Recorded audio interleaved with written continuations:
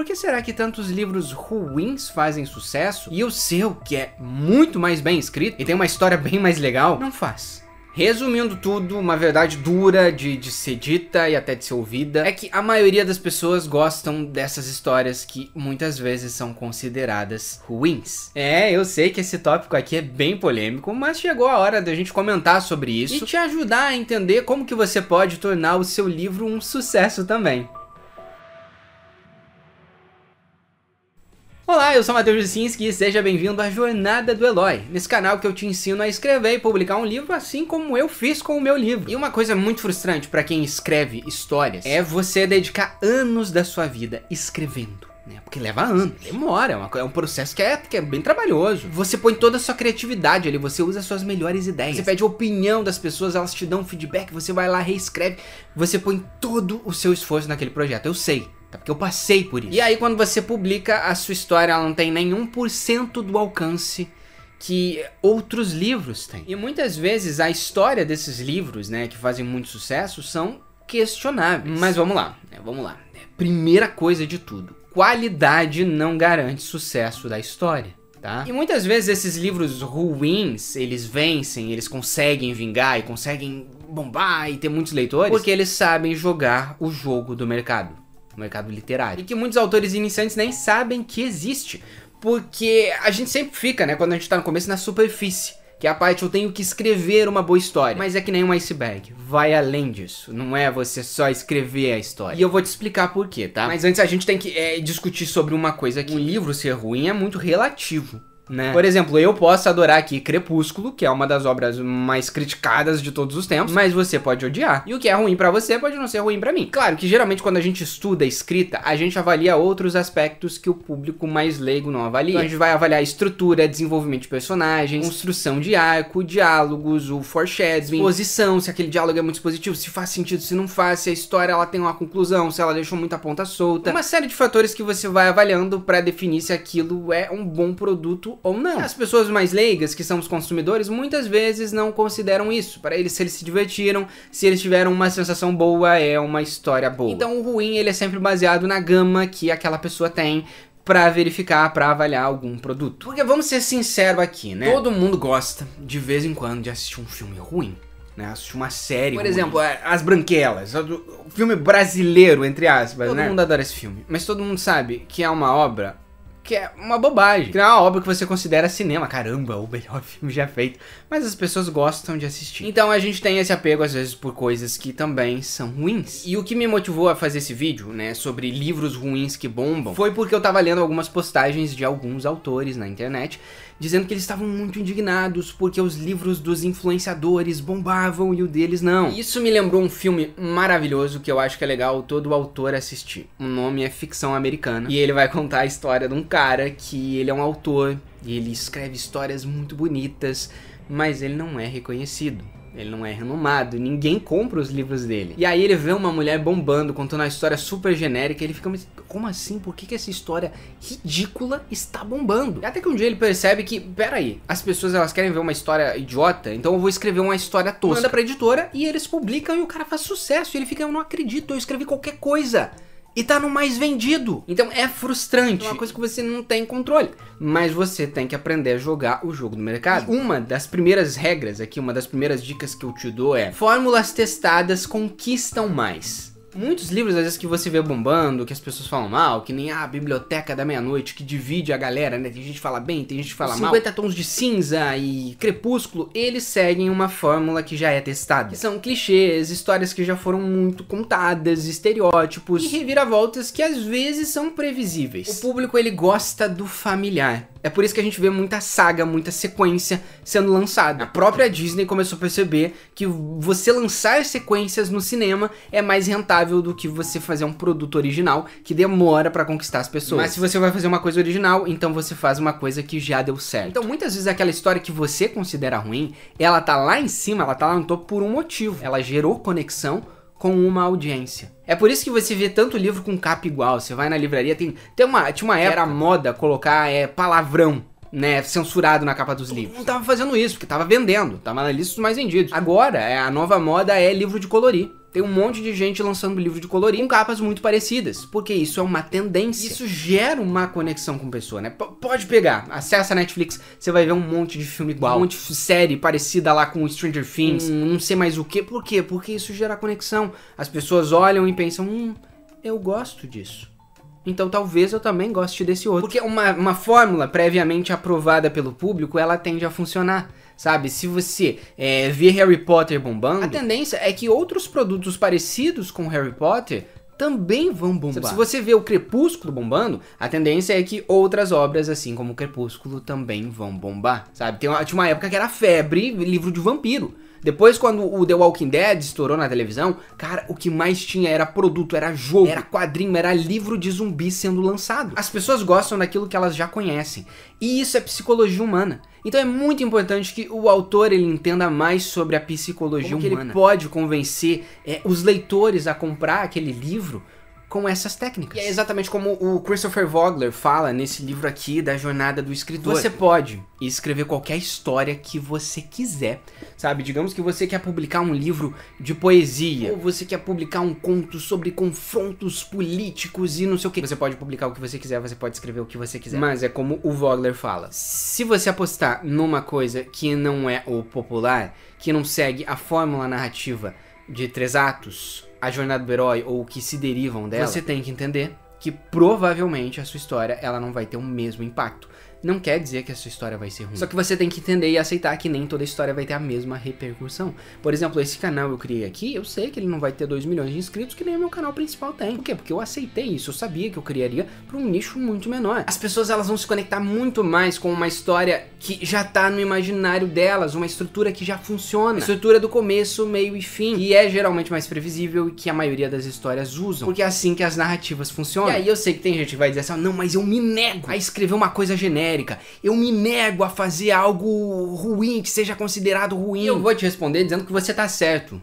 Porque eu também me negaria a fazer uma coisa que eu não considero legal, que eu não considero boa, só pra estar no mais vendido, sabe? Só pra ser um best-seller. Eu priorizo muito mais o long seller, que é uma história que vai conquistar com os anos, do que um best-seller que vai vender e depois ele cai no esquecimento. Então eu fui contra essa ideia de pegar algo que já existe e simplesmente colocar no meu livro. Eu queria trazer algo novo.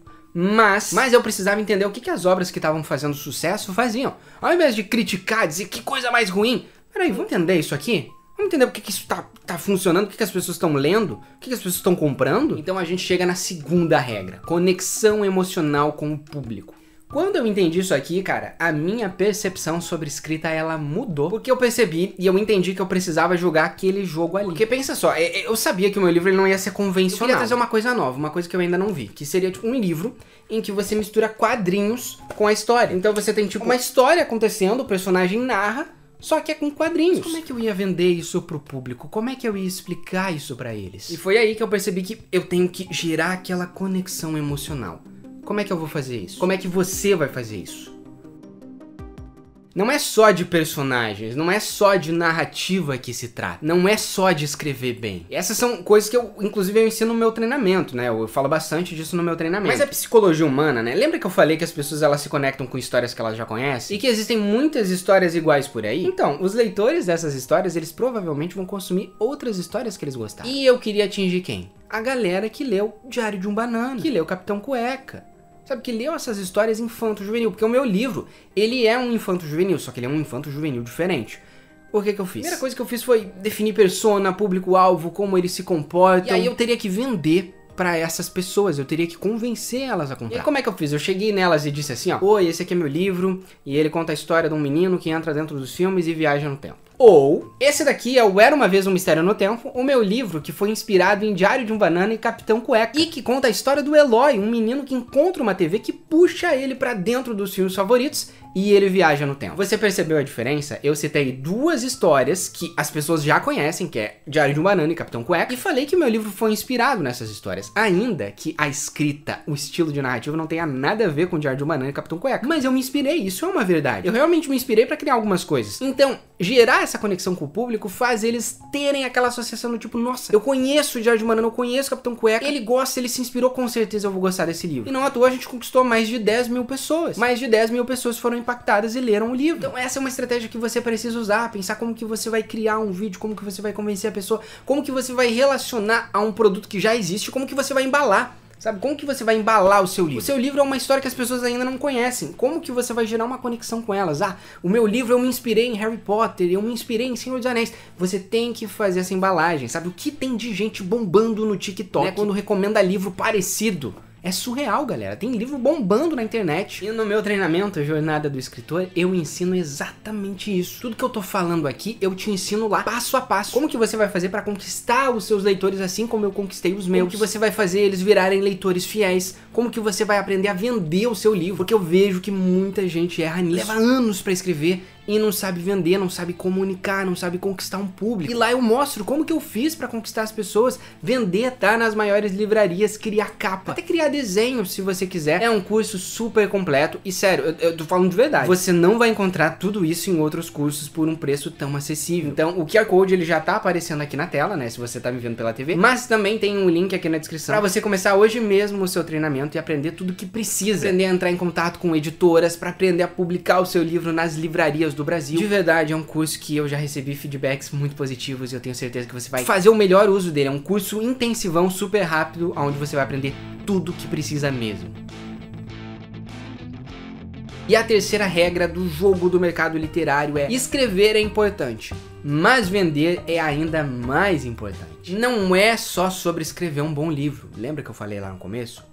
Você tem que saber vender o seu livro. Livros que são considerados ruins, eles entendem que muitas vezes não é só a história, é a promessa. Vamos lá aí, ó. Você que tá assistindo esse vídeo, você pensa, você já começou a pensar como que você vai vender o seu livro quando você publicar ele? Qual que é a estratégia de marketing que você vai usar? Quem que é o seu público-alvo? Como que são as capas dos livros da sua concorrência, dos livros que você vai se inspirar? Você já pensou em tudo isso? É importante que você comece a pensar, porque de verdade, atualmente é loucura você lançar um livro e não pensar nisso daí, não pensar na internet como um todo. Eu tô pra lançar o meu segundo livro agora, que é a continuação do Era Uma Vez Um Mistério no Tempo. Durante a escrita, eu já estou planejando toda a estratégia de marketing. Então eu já estou pensando na capa, já estou pensando nas postagens das redes sociais, nos cards, que seriam as imagens dos personagens, nos vídeos, na dublagem, que eu contratei dubladores, nas animações, no trailer, nos conteúdos que eu vou criar nas redes sociais, tanto o YouTube quanto o Instagram, TikTok e Shorts. A gente fez um bloquinho